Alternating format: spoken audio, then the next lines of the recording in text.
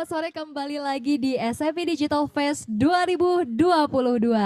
Gimana, udah istirahat, sudah sholat, sudah makan ya semuanya? Nah, sebelum kita memulai kembali rangkaian acara kita pada malam hari ini, izinkan saya untuk mengucapkan terima kasih sebagai mewakili Exabytes Indonesia untuk kepada para sponsor utama kami yaitu Mandala Finance dan juga logistik partner kami yaitu JDL Express Indonesia. Dan kami juga didukung oleh media partner kami yaitu suara.com, Daily Social, dan Motion Radio. Serta community partner kami yaitu Lunas atau layanan UMKM naik kelas, Deep Tech ID, Your Say, and Girls Code. Para sponsor kami inilah dan partner kami inilah yang membuat acara pada sore hingga malam hari ini berjalan dengan sangat lancar. Nah, tadi kita sama-sama sudah mendengarkan pemaparan dari narasumber kita yang luar biasa dengan informasi yang juga menarik. Nah, kali ini saya juga mau memberikan informasi yang tidak kalah menarik nih, yaitu Bapak Ibu sekalian selain mendapatkan ilmu dan juga wawasan baru, tetapi juga berkesempatan untuk mendapatkan hadiah menarik, yaitu melalui giveaway. Gimana ya persyaratannya? Gak usah khawatir karena cukup mudah. Untuk kalian yang hadir di Zoom saat ini bisa mengikuti giveaway berhadiah menarik yang diadakan di Instagram @exabytes_id. Jadi pastikan kalian semua para hadirin untuk memfollow Instagram @exabytes_id dan ikuti petunjuknya yang sudah ada di story Instagram. Oke? Tapi nah ini sudah ada di layar kaca. Di layar kaca Bapak Ibu dan hadirin semuanya persyaratannya yang sangat mudah sekali untuk diikuti. Persyaratannya adalah yang pertama tentunya hadir event SME Digital Fest 2022 pada hari ini.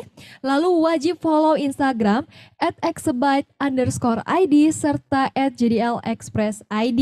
Dan post story menghadiri event tentunya dengan caption yang menarik, dengan pose yang menarik. Jangan lupa pakai hashtag SME Digital Fest 2022 dan juga mention @exabytes_id dan JDL Express ID. Oke? Dan pemenang akan diumumkan di akhir acara. Jadi stay tune, jangan kemana-mana, tetap setia gitu ya bersama kami sampai akhir acara nanti. Baik, tanpa berlama-lama lagi, kita akan sama-sama mendengarkan pemaparan dari Pak Iqbal Prakasa. Beliau adalah Head of Marketing JDL Express Indonesia. Kepada Pak Iqbal, kami persilahkan untuk naik ke atas panggung.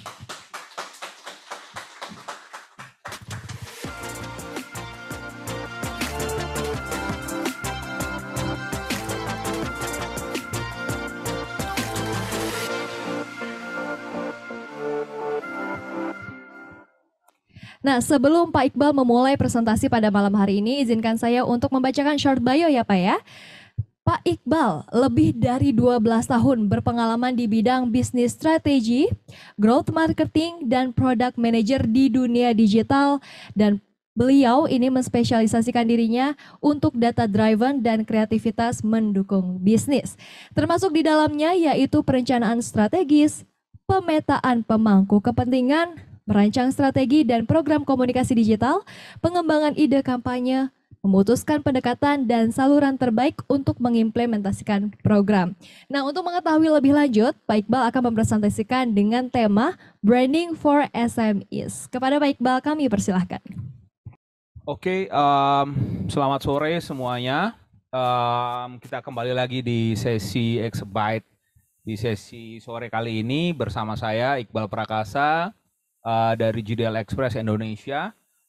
Dalam 30 menit ke depan saya akan membagikan satu pengetahuan yang sebenarnya teman-teman juga hal ini bisa didapatkan dari beberapa reference buku, video, dan dari website. Ini bukan buah pemikiran saya secara original, jadi saya dari awal sudah harus disclaim bahwa ini banyak saya nukil dari beberapa saya punya buku reference. Baik, teman-teman, saya bukanlah brand expert atau brand master yang ada di luar sana yang membicarakan soal brand. Tetapi bicara soal brand, karena bicara soal brand ini adalah bicara hal yang nggak akan selesai dalam waktu 1 jam ke depan. Dan kita untuk membangun sebuah brand tentunya juga teman-teman di sini sudah tentu merasakan bahwa perlu perjalanan yang sangat panjang. Kali ini saya akan mencoba menggali bagaimana sih sebenarnya kebutuhan brand untuk UMKM dalam kurun waktu yang relatif singkat gitu sebenarnya. Jadi materi ini akan lebih banyak digunakan untuk teman-teman yang baru memulai UMKM. Baik, yang pertama, next slide. Oh, sorry. Oke. So, sebelum kita mulai, mungkin saya akan mengajak recall dulu teman-teman yang ada di tempat maupun yang ada di Zoom. Saya akan menyebutkan satu kategori terkait dengan bisnis. Saya akan menanyakan kira-kira dari teman-teman akan teringat akan hal apa. Oke, next. Oke, ini satu produk yang 5 tahun belakangan semua orang se-Indonesia mungkin juga udah pernah nyobain. Kalau ada es kopi susu, kira-kira apa yang teringat sebenarnya? Ngelihat benda ini tuh keinget brand apa? Kopi kenangan, oke. Ada lagi? Oke, thank you. Janji jiwa, right? Oke, kita lihat. Ini yang kanan tadi kopi kenangan ya. Nah yang kiri tahu nggak? Tuku, yes. Tuku is phenomenal brand. Dia lahir di Cipete, tanpa perlu di-set sebenarnya dia mau jualan es kopi, dan dia menjadi besar, dan hari ini coffee shop mana sih yang nggak mengikuti gaya jualannya Tuku dengan jualan es kopi susu gula aren. Oke ya. Oke. Saya coba lagi ya. Apa yang ada di kepala teman-teman ketika melihat atau saya sebutkan terkait dengan sepatu? Brand apa? Nike, Converse. Yang lokal apa? Vans bukan lokal. Warriors? Kampus. Kompas. Ya, Kompas. Look. Satu Nike, yes. Semua orang tahu Nike. Bata itu bukan lokal. Bata itu Polandia. Ada satu lagi yang sebelah kanan. Ada yang tahu nggak? Yes. Nah, it's good brand. Kenapa kok bisa nyebutin nah? Oke. Ngikutin berita terakhir kan? Ya ini dipakai Presiden Jokowi kemarin ketemu Elon Musk.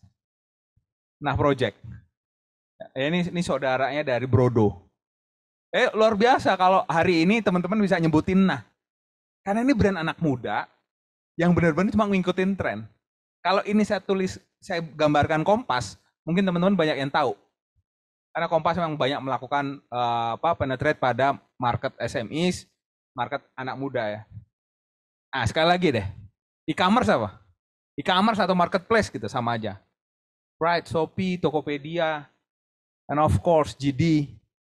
Ini brand favorit saya juga JD ID kalau belanja bulanan pakai JD ID. Nah, ini sebenarnya teman-teman yang menjelaskan lebih mudah apa itu branding. Jadi kayak brand yang bagus itu akan hidup pada mindset konsumennya.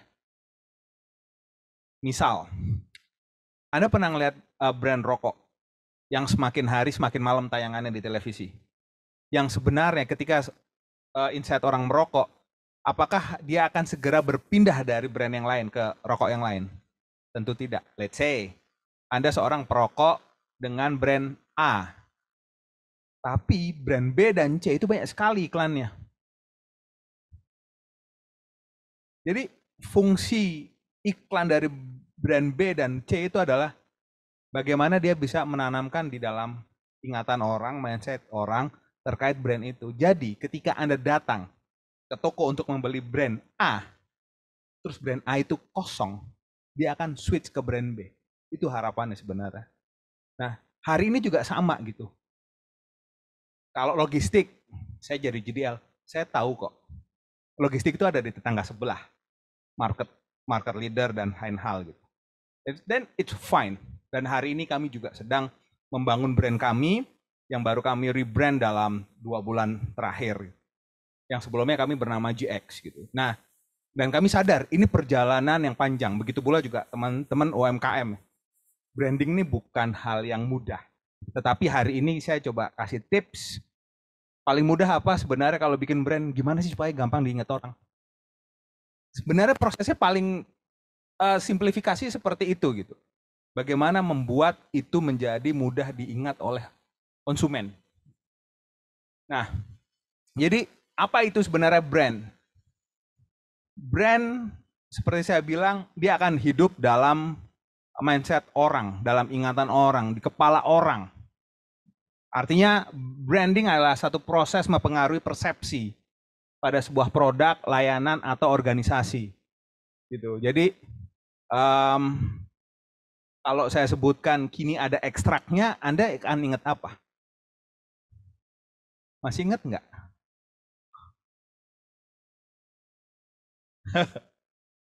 Kulit manggis. Pada eranya, brand itu, si kulit manggis itu secara strategi komunikasi, menurut saya biasa aja. Tetapi dia selalu membuat repeatable. Diulang terus, sampai 6 kali iklannya gitu. Nah itu sebenarnya apa? Dalam proses ini mempengaruhi persepsi kita gitu. Nah, dengan cara apa gitu? Nama. Ada dengan cara logo. Ya kita tahu, ini brand kuat sekali. McDonald dari jauh, kita juga udah tahu. Kalau ada M itu adalah McDonald. Bahkan kalau puasa, zebra cross aja rasanya tuh kayak kentang goreng gitu. Saking kuatnya dia gitu. Ya, visual produk juga bagus. Pernah gitu melihat McDonald burgernya tampak loyo? No. Kita tahu ada maskotnya. Ini sih Ronald McDonald. Oke, kalau tahu McDonald selalu ada ini kan orang duduk. Ada tagline-nya, I'm loving it. Menarik gitu. Terus yang terakhir apa? Pengalaman. Coba bayangkan, Happy Meal McDonald mungkin itu adalah menu paling baik dibeli sekarang sama orang Indonesia. Karena setiap anak beli setiap minggu lewat GoFood. Nggak boleh nyebutin ya Pak. Menu apa ya? 1, dapat mainan, dapat buku.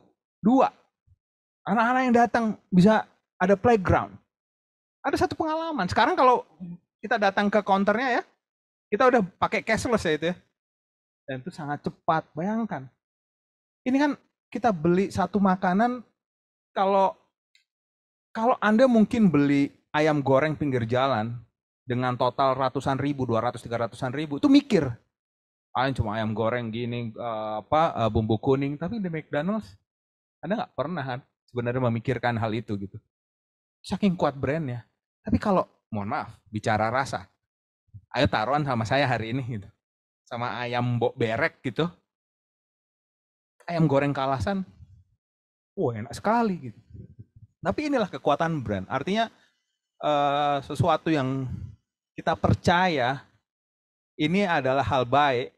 Kita percaya ini membuat kita senang, membuat kita nyaman, membuat kita kenyang. Apapun itu ya. Ini yang menjadi dibeli oleh konsumen gitu.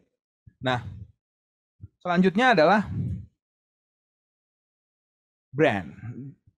Itu sendiri bukan hanya persoalan merek perusahaan kayak Exabyte secara brand bahwa dia penyelia hosting dengan punya beberapa, enggak cuma begitu gitu. Tapi hari ini kita kenal yang namanya misalkan Najwa Shihab. Kita tahu secara brand, kita percaya acaranya dia bisa dipercaya, orangnya dia punya integritas. Ini kan satu brand. Kayak say Daily Social sebagai media partner, itu kan kita juga tahu bahwa kita mau cari informasi terkait startup, semua itu ada di Daily Social gitu. Nah, itu baru personal gitu. Mungkin juga kita juga dengan mudah kalau kita ke Jogja, Kita akan tahu kan secara geografi daerah-daerah mana aja yang punya wisata yang bagus. Merapi di branding seperti apa, Gunung Kidul di branding seperti apa sekarang gitu. Itu kan juga menjadi penting gitu. Artinya ini sudah menjadi eh, kebutuhan hari ini terkait dengan bisnis gitu. Belum lagi soal culture gitu. Ini sekarang udah banyak di branding ya. Nah, artinya teman-teman em, mulai hari ini kita kayak branding tuh udah ngeblend sama orang. Jadi dengan adanya sosial media tuh juga akhirnya kita bisa ngelihat oh si orang ini memang punya karakter seperti apa. Itu tuh istilahnya menjadi personal branding hari ini dan menjamurnya bisnis KOL influencer itu kan bagian dari personal branding tersebut gitu sebenarnya kita jadi ada apa orang itu diartikan as a merek gitu loh dilihat dipersepsikan seperti apa itu yang mereka create sebenarnya. Nah, terkait hal tadi gitu ya, sebenarnya buat UMKM tuh gimana sih memulai dari brand? Nah, ini gini. Saya paham ya, kita 7 tahun ngelayanin UMKM di Indonesia untuk logistik. Yang namanya UMKM itu, ini juga ada apa Pak Bas nih dari Lunas. Yang namanya UMKM itu kan sebenarnya mereka pengusaha ya. Ketika mereka punya mindset pengusaha itu kan mereka akhirnya bagaimana mencoba bikin aja dulu. Ketika orang mau switch dari karyawan jadi usaha itu kan bikin aja dulu, gak usah mikir panjang-panjang deh. Nah, akhirnya ketika mindset itu mindset yang bagus menurut saya. Karena kalau nggak begitu kan nggak mulai-mulai ya Pak Bas ya. Ya ketika nggak mulai-mulai, itu kan malah nggak jadi apa-apa. Nah ketika mulai, akhirnya dia terlupa sebenarnya. Misal, ada sekarang orang mau bikin apa ya, ayam goreng geprek apalah gitu ya. Nah ini mereka kan bikin aja sebenarnya. Tanpa perlu memikirkan ini harus saya kasih logo apa, dikenal sebagai apa, cuma ditulis aja ayam goreng Mbak Niku gitu. Nah tapi begitu rame, dia harus memikirkan bagaimana untuk sustain secara bisnis. Contoh adalah siapa? Bagus sekali membangun brand. Tuku kopi. Pernah ngelihat Tuku bisa ada banyak cabangnya? Enggak. Dia hanya spot-spot tertentu. Itu adalah bagian dia bagaimana dia menjaga layanan, menjaga produk. Akhirnya itu Tuku kopi itu ya di Bintaro. Mau puasa, mau PPKM, mau COVID-19, mau COVID-20, 21, itu yang ngantri banyak banget, Pak. Banyak banget. Bahkan sampai ketika PPKM ditutup pintunya, orang tuh ngantri di luar panas. Karena sekuat itu gitu. Dia punya produk enak, dia punya brand bagus, dia bisa menjaga konsumen. So, bagaimana sih sebenarnya? Yang pertama adalah originalitas konsep sebenarnya. Nah, ini yang kadang membuat teman-teman UMKM yang baru terjun, baru nyoba tuh karena dengan apa bondo nekat gitu ya, apa tuh Pak? Modal nekat ya kalau orang Surabaya bilang itu ya. Orang Surabaya bilang modal nekat, pokoknya terjun aja dulu. Akhirnya dia terlupa akan hal ini. Karena orang kita ini apa sih? Frozen food semuanya. Lagi rame clothing baju semua. Hari ini thrifting semua gitu. Dia tidak pernah terpikirkan oleh hal-hal yang menjadi apa baiknya sebuah produk disajikan, ditawarkan, originalitas. Sayangnya di dunia ini tuh nggak ada yang baru lah. There's nothing new under the sun. Gitu. Nggak ada yang baru di dunia ini. Tetapi kita tuh perlu menjadi pembeda. Unik itu penting, namun menjadi menarik dan mudah diingat. Orang itu wajib. Jadi kalau sekarang mau ngebangun brand baru, pernah nggak sih kalau misalkan teman-teman datang ke satu daerah, terus teringat akan satu kuliner yang aneh atau lucu di daerah ini? Pernah? Misal lagi ke Bintaro, inget tuh ada burger warnanya pink atau hitam.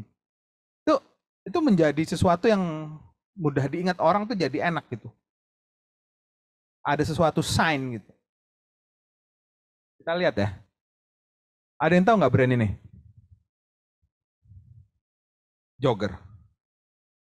Jogger tahu nggak jogger? Ini anak 90-an, 2000-an tahu semua ini. Kaos kata-kata dari Bali. Yang menarik adalah apa? Dia memposisikan dirinya jogger jelek. Karena kan biasanya orang menyebutnya Bali bagus. Ini secara brand bagus, secara produk juga banyak kalimat motivasional, kalimat lucu, secara desain juga pada waktu itu berbeda gitu ya. Jadi dia menjadi satu kaos gaul yang dipakai di kalangan ibu kota tapi menjadi antidot. Karena orang pada waktu itu orang pakai kaos tuh ya biasa begini. Tapi habis itu kan orang jadi ngebaca, ngeliat, jadi naik Metro Mini, dulu belum ada ya Transjakarta. Jadi dia bisa ketawa, oh ini maksudnya. Gitu.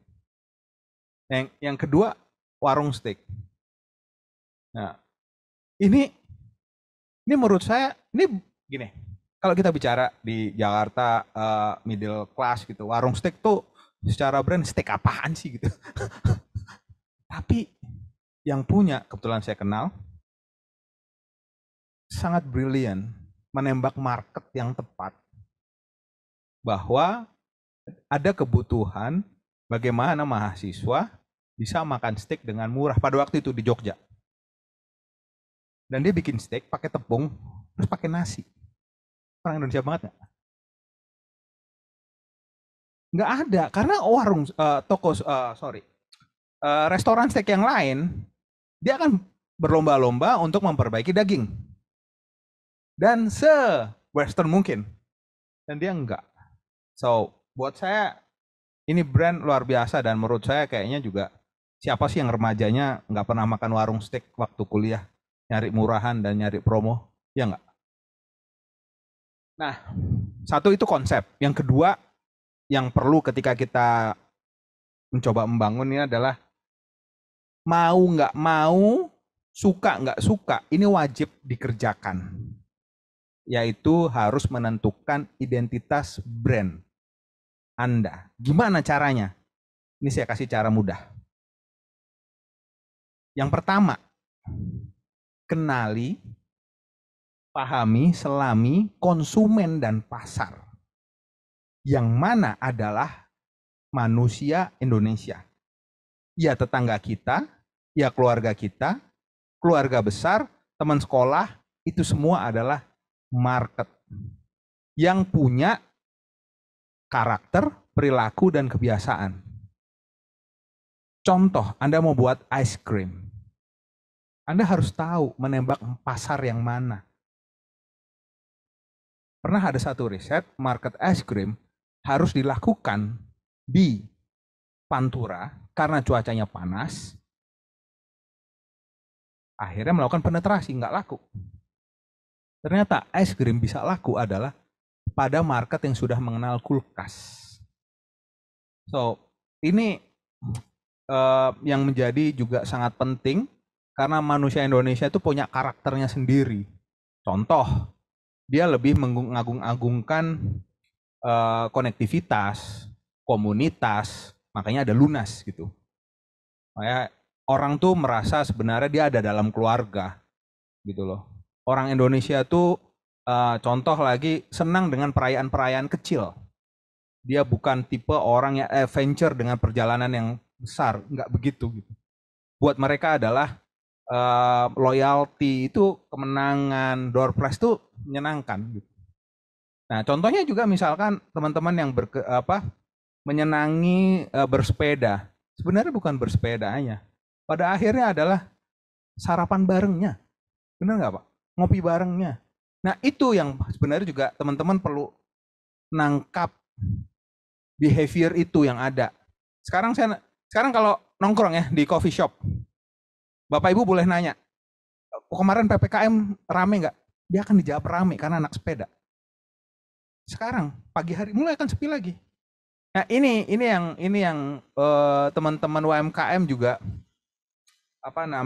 kadang untuk yang baru tuh belum sensitif untuk melihat perubahan-perubahan perilaku manusia. Nah, ini adalah framework dengan mudah terkait dengan bagaimana menentukan identitas brand. Namanya brand Prisma. Ini secara aksis ada 4. Ya.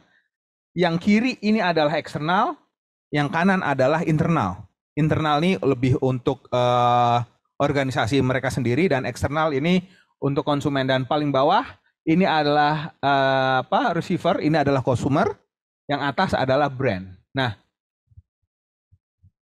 brand Prisma ini ke kanan untuk internal artinya dia membangun culture. Culture apa secara internal yang mau dibangun? Ke kiri itu bagaimana dia membangun relationship yang hubungannya lebih ke luar gitu. Jadi fisik tuh di atasnya ada fisik dan di bawahnya ada reflection. Nanti setelah ini saya kasih lihat. Ini cara mudahnya kita lihat ya. Ini adalah Starbucks. Gak ada orang nggak kenal Starbucks. Ini perusahaan kopi paling kaya sedunia. Kalau ke kanan, saya ke kiri dulu deh. Eksternalisasi gitu ya. Bagaimana Starbucks ingin dilihat secara relation dengan konsumen. Pernah nggak datang ke Starbucks, mereka tuh ramah, karena ada kedekatan, proximity, personalisasi dengan tulis, Mbak Bunga, selamat siang, semangat terus gitu. Friendship. Nah, secara fisik nih dia product oriented, kopi ya, namanya kopi ya. Kopi, teh, mocha, dan lain-lain itu dimunculkan di depan gitu ya. Terus reflectionnya adalah connected, a place to meet work. Ini yang sebenarnya kan dia yang bangun dari awal gitu sebenarnya. Nah, di sebelah kanan, secara culture yang bangun di dalam adalah komitmen, respect, human environment. Dia kan mulai nggak ini ya, straw. Ini yang menjadi, dan sekarang kita tahu mbaknya ngangguk gitu. Karena akhirnya ini yang muncul juga secara personality keluar. Bener nggak? Kerasa nggak? Nggak kerasa kan? Tapi inilah yang disebut brand. Alam bawah sadar kita jalan, persepsi. By design, by design. Contoh lagi, Nike. Secara fisik nih artinya logo, advertising gitu ya. Semua promo yang muncul keluar gitu kan, kita taunya just do it, dan semua orang yang pakai Nike itu kan kayak wow. Oh, lo pengen dilihat as a self-image, I am an athlete gitu. Nah, relationship-nya juga gitu, bahwa dia lebih provokasi kan kalau atlet itu kan, karena you just do it gitu. More than athlete dia bilang gitu. Reflection juga selalu terlihat dari visualnya full of energy, aggressive gitu. Kompetitif, personality-nya juga lebih sportive spirit. Dan secara culture, ini sebenarnya yang dibeli sama orang. American. Coba gitu, Nike terus datangnya dari Tunisia gitu. It's not, nggak cool gitu kan. Nah, saya coba ngebalik ya ke teman-teman UMKM di sini. Ini boleh di googling, ini ada referensinya, saya juga ambil dari 99 Design gitu. Ini cara yang paling mudah sebenarnya. Secara konsep. Masalah implementasi teman-teman harus tahu sendiri bagaimana melakukan implementasinya. Bahwa yang ke kiri adalah eksternal, ke kanan internal. Tugasnya adalah menentukan. Nah, ketika menentukan ini memang perlu berpikir. Produknya apa? Dan mau dilihat seperti apa? Kalau ini bisa dilakukan, produknya mau diganti apa aja, bebas. Ini sekarang saya ganti Tesla. Kita tahu Tesla akan dipandang seperti apa. Misalkan Suzuki R3 gitu. Kita tahu. Oh, dia ingin diprosesikan sebagai satu mobil yang mengerti keluarga. Kayak gitu-gitu tuh perlu kita define gitu loh. Begitu pula dengan brand-brand yang saya sebutkan di awal, Tuku lah, Kopi Kenangan lah, Warung Steak. Mereka punya begininya. Oke, ini kita baru nyampe nomor 2. Nomor 3, visual yang menarik, pasti. Ini jamak lah ya. Yang kiri apa yang kanan? Kanan, pasti. Kenapa? Pertanyaannya. Kembali lagi tadi. Membangun persepsi. Bahwa ada manusia, konsumen-konsumen yang lebih memahami by visual dengan mudah. Gitu. Makanya tadi saya bilang ada logo. Tapi ada orang yang memang secara teks itu akan selalu diingat. Mungkin kalau zamannya Pak Bas dulu, masih ingat ini nggak Pak? Sonsinya mana? Kayak gitu. Kayak gitu-gitu itu kan ini ya. Nah, tapi ini adalah lebih memudahkan orang untuk ngerti. Jadi, apalagi dunia digital. Kalau rumusnya adalah Instagram, yang penting adalah gambarnya terang. Kan begitu ya. Jelas gitu loh. Direct. Nah, ini panduan aja. Teman-teman nanti bisa langsung gunakan pakai foto yang kualitasnya bagus, fontnya mudah terbaca, warna yang sesuai dengan brand. Untuk warna, brandnya juga ada ilmunya sendiri. Ya, ini ada warna sendiri. Kayak misalkan brand makanan tuh jarang sekali menggunakan warna biru, kayak gitu-gitu. Tapi services tuh banyak menggunakan warna biru gitu. Nah, ini nanti teman-teman juga bisa pelajari sendiri. Terus apa namanya? Hindari kesalahan penulisan, kayak gitu ini apa? Basic lah inilah ya. Nah, selanjutnya adalah ketika sudah dikonsepkan, lantas sudah diidentifikasi, visualnya sudah menarik, perjalanan selanjutnya adalah membangun konten. Karena apa? Pengejawantahan terhadap identitas brand itu ada di konten sekarang. Contoh, nih ada brand McCipir. Kalau kan banyak ya sekarang brand kesehatan gitu, Honu lah, Salad Stop itu yang lebih apa untuk vegetarian ya. Ini hanya sebagai contoh. Hari ini tuh saya ngelihat banyak sekali anak muda maupun brand pandai sekali mengolah, mereka punya Instagram dan TikTok. Mereka sekarang sadar bahwa kita udah nggak perlu hard sell. Sayangnya banyak orang yang masih sekarang hard sell. Nggak ada story-nya gitu loh. Padahal bangun story itu cuma lebih mudah kok. Bagaimana kita bisa menyampaikan pengetahuan pendukung produk itu sendiri gitu. Jadi kayak sekarang kan mulai banyak ya. Kenapa kok dia nggak pakai susu sapi, kandungannya seperti apa? Itu jika di makanan. Misalkan untuk teman-teman yang craft gitu untuk terkait dengan kulit, dia juga bisa ngasih tahu bagaimana merawatnya. Itu karena kulit kan mahal ya. Edukasi itu menjadi penting gitu. Jadi banyak orang jatuh cinta itu karena konten sebenarnya. Karena secara produk kita hari ini banyak sekali di luaran sana yang mirip gitu. Nah, jadi bahwa konten menjadi perpanjangan tangan terkait identitas brand.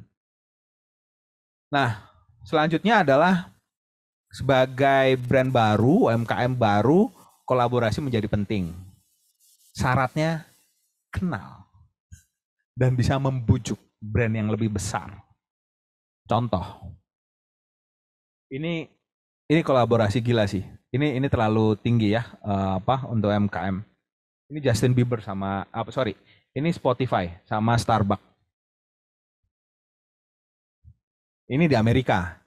Yang di Indonesia ada yang masih inget ini nggak? Ini pada hari itu Indonesia heboh Pak. COVID lagi. Tapi luar biasa ini. BTS dan McDonald. Di level lokal ada ini. Kita tahu semua. Sepatu ini fenomenal. Nah, ini kalau mau kita telaah, brand Kompas ini kan baru hidup beberapa tahun dibandingkan dengan brand yang sebelah. Sorry, yang sebelah ini ada yang tahu nggak nih brand apa? Ekspresi BCA. Nah, ini tuh menjadi menarik hari ini. Karena apa? Kita hidup di media sosial yang saling adu kreativitas. Kreativitaslah itu yang membangun apa namanya percikan-percikan baru yang bisa dilihat sama orang. Karena dengan begini, dengan kolaborasi ini ngebantu brand awareness banget. Ya sekarang kembali lagi deh ke McD dan BTS tadi. Bapak-bapak mana yang tidak mengantarkan anaknya hanya untuk antri ke McD? Ya akhirnya dia mau nggak mau, dia harus tahu BTS apa. Artinya ada brand awareness di market yang baru. Ya kan? Kayak Kompas dan BCA, siapa market baru yang mau diincer? Anak muda. Kenapa? Gen Z. Gen Z belum punya rekening. Well, bagaimana menentukan memperkenalkan banking, finance ke anak muda? Collaboration. Beli pakai rekening tadi apa? BCA Ekspresi. So, jadi ini menjadi mungkin cara marketing yang agak lebih less cost ya, gitu. Ya meskipun ada costnya lah, tapi jadi menarik. Bahkan sekarang pun banyak coffee shop kerjasama dengan ice cream, gelato gitu kan. Mereka bikin ice creamnya ada rasa kopi tertentu terkait dari kopi origin tertentu. Ini biasa terjadi sekarang gitu. Dan orang jadi, wah lucu ya, rasa kopi ini yang biasa saya minum sebagai es latte, sekarang ada ice creamnya dengan rasa yang bisa sangat unik. Ini kan membangun brand awareness lewat kolaborasi ini menjadi sangat menarik sekali sekarang gitu. Oke, itu ke-6, ke-7 ini saya nggak perlu ngomong, tentunya teman-teman tahulah promosi. Banyak kok sekarang kelas digital marketing, kelas copywriting, kelas apapun lah itu ya. Sekarang promosi hari ini UMKM mau nggak mau semua harus dikerjain. Kenapa? Karena dunianya semakin crowded dan ketika memulai itu memang kita perlu tahu cara mana yang paling efektif untuk produk kita sebenarnya. Kalau sekarang ya pakai Facebook segini ya, Facebook bisa dibeli gitu sebenarnya. Tetapi di balik itu kan kita perlu nentuin adsetnya yang mana, ininya ke siapa, gambarnya kayak apa, A/B testingnya seperti apa, datanya bunyinya gimana. Jadi promosi yes itu bagian dari membangun kita branding, dan sekarang kan orang tuh kan mikirnya juga saya menggunakan digital marketing, mau Facebook, mau TikTok, mau Google, terus saya beli. Mereka berpikirnya bahwa saya akan dapat return secara cepat gitu, ROI-nya. Nggak salah, karena kita UMKM. Tetapi sebenarnya di balik itu kan sebenarnya juga itu bagian brand recognize. Jadi juga jangan hanya sekedar hard selling gitu menurut saya.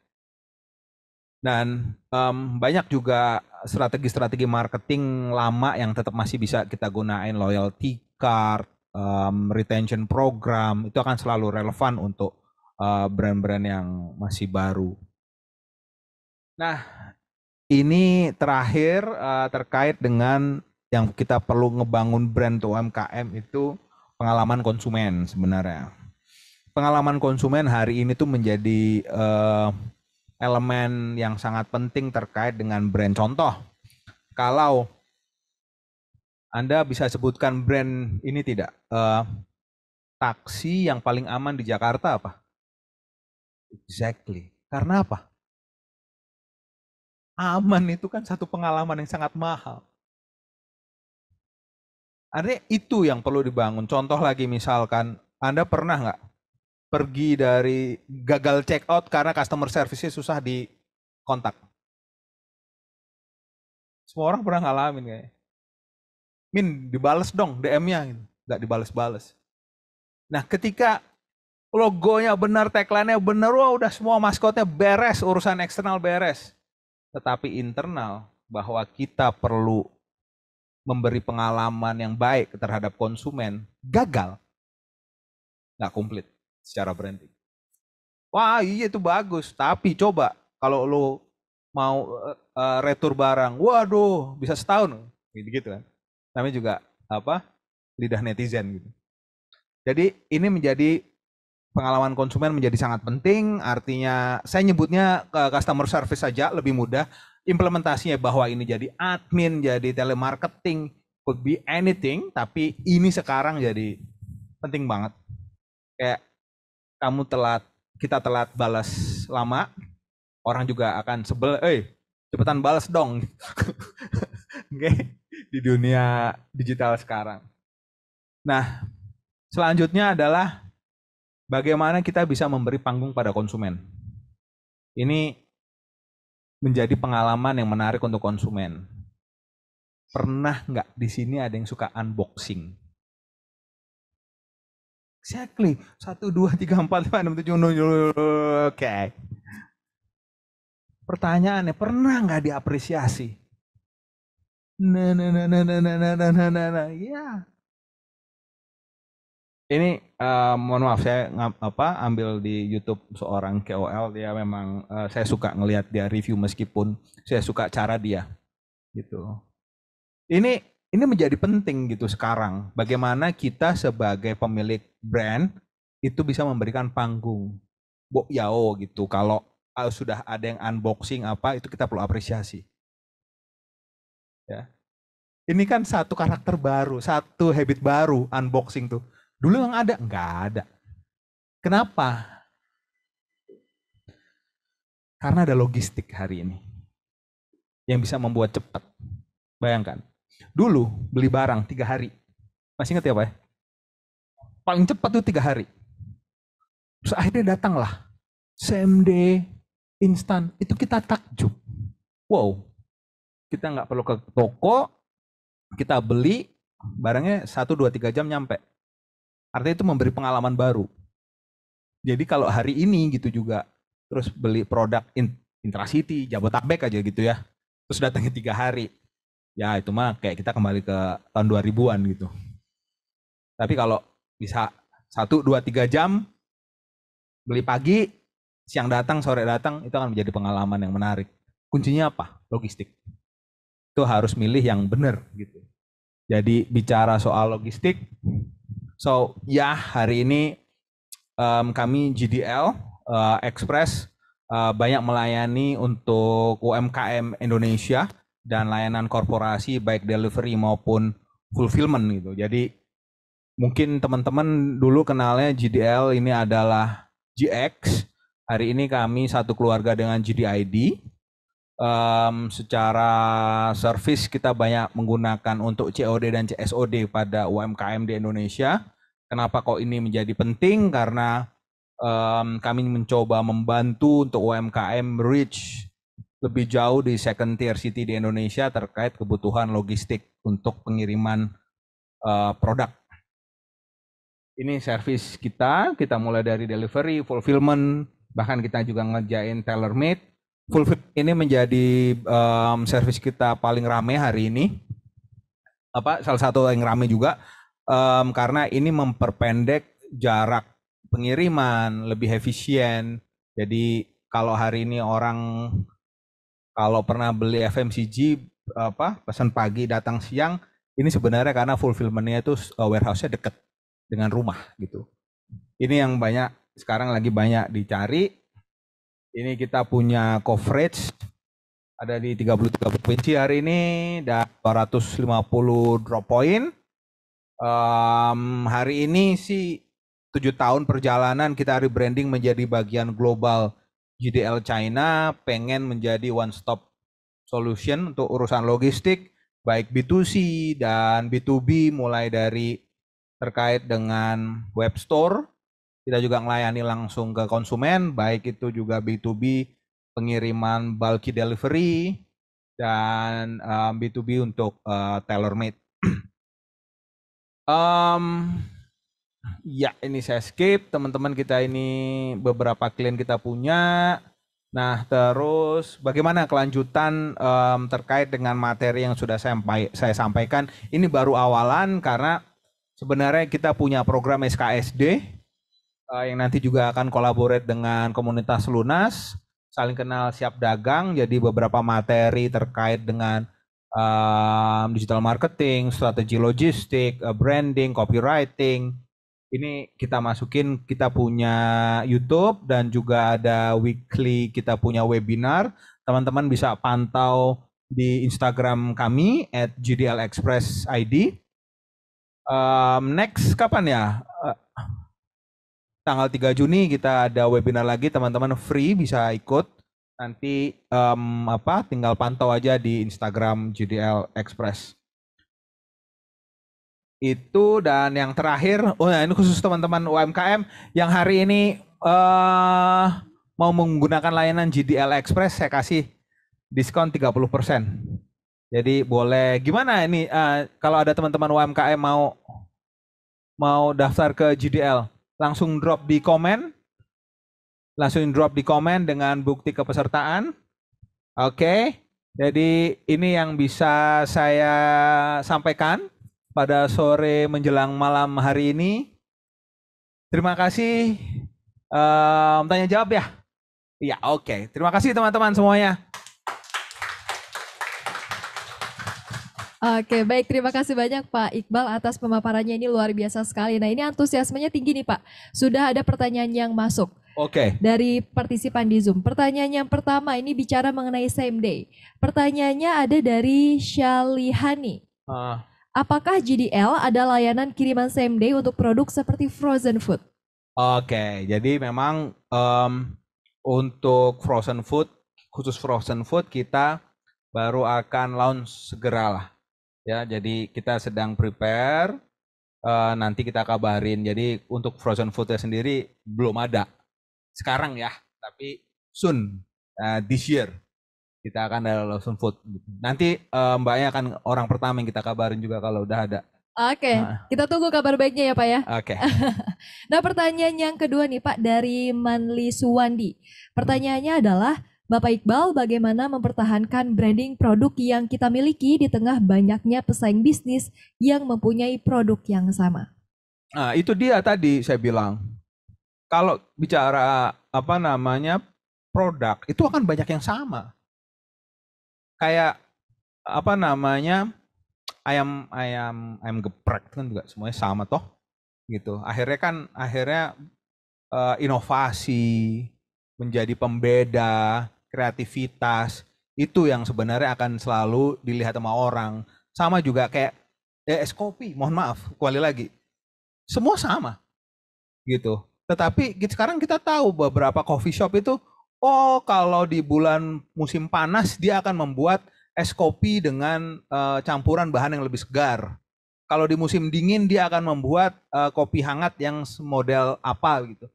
Campuran coklat dengan coklat dari kolaborasi coklat brand dari Sulawesi, dari Bali, itu kan banyak ya. Artinya kita ingin dilihat sebagai brand pembeda yang seperti apa. Gitu, kayak menurut warung steak gitu. Bagaimana dia bisa nge-retain, kan sekarang warung steak itu banyak kan di generasi saya gitu. Dulunya kuliah itu mau makan steak belinya warung steak gitu.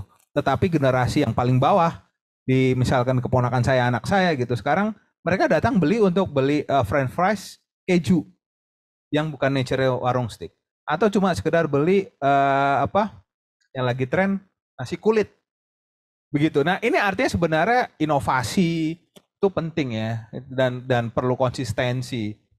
Kalau mau bertahan ya itu adaptasi, inovasi, betul ya Pak Bas ya?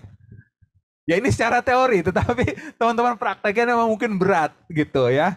Karena perlu modal, perlu pemikiran, perlu ide gitu. Tapi teorinya begitu gitu. Oke, jadi inovatif, terus kreatif, sama konsisten itu adalah kunci ya Pak Iqbal ya? Iya. Oke, nah ini pertanyaan terakhir nih Pak dari Arif Darmawan. Ya. Sebagai model lean bisnis yang hemat budget dalam hal riset konsumen atau market, mohon tips cara efisien tapi akurat dalam memetakan atau menciptakan pasar di awal usaha. Terima kasih. Oke, bagus nih pertanyaannya. Ini kebetulan saya juga ada teman kerjaannya bikin produk makanan, namanya Gary. Ada di Zoom. Ini kalau market research itu memang paling mudah adalah kita kan godaannya itu adalah kalau kita cuma sekedar di Google datanya nggak valid gitu. Terus kalau kita pakai data lembaga negara datanya udah terlambat gitu ya. Nah, sementara kita pengen bikin produk yang segera langsung bisa diterima dan dibeli. Artinya yang pertama adalah tadi saya bilang, pertama tentuin dulu konsumennya siapa. Artinya dari konsumen itu kan kita akhirnya tahu perilaku, behavior ini bagaimana. Memang ada beberapa cara, observer, ya, 2 testing, ya. Jadi misalkan Anda mau menjual apa ya, ikan hias gitu ya, jangan dikasih ke penggemar kucing. Jadi harus cari penggemar ikan hias. Ini kan menjadi ada lebih proximity-nya. Dia punya kebutuhan tuh seperti apa. Jadi ketika Anda melakukan testing dan minta review dari sana sebenarnya. Apakah produk yang saya tawarkan ini bisa apa namanya pro and cons-nya tuh di mana? Ini yang jadi lebih efisien. Nah, syaratnya adalah memang harus rajin menemukan cohort, sekelompok orang yang menjadi target sasaran Anda. Dan syarat yang kedua adalah mereka harus mau mencoba. Kalau produk Anda makanan, jauh lebih mudah. Will Ghost tuh di YouTube suka gitu ya, dia bikin bubur habis itu di pinggir jalan, cobain gitu. Makanan. Tapi ketika sesuatu yang beda, itu juga perlu cara sendiri. Nah, saya teringat kalau di startup itu ada framework namanya Lean Startup. Nanti boleh dicari. Jadi dia sebelum membuat startup terkait dengan service, dia itu turun ke jalan. Jadi orang tuh ditanya apakah ide saya ini akan bisa jalan atau enggak. Dan nanti boleh dicek juga secara framework kali ya. Semoga membantu jawaban saya. Oke, baik. Terima kasih banyak Pak Iqbal. Selanjutnya izinkan saya untuk mengundang Pak Indra untuk naik ke atas panggung untuk memberikan sertifikat kepada narsum kita pada malam hari ini. Waduh. Pak Indra. Oh. Oke, kita foto dulu Pak Iqbal. Lihat ke kamera, senyum. 1, 2, 3. Sekali lagi, jangan sampai blur ya. 1, 2, 3. Oke.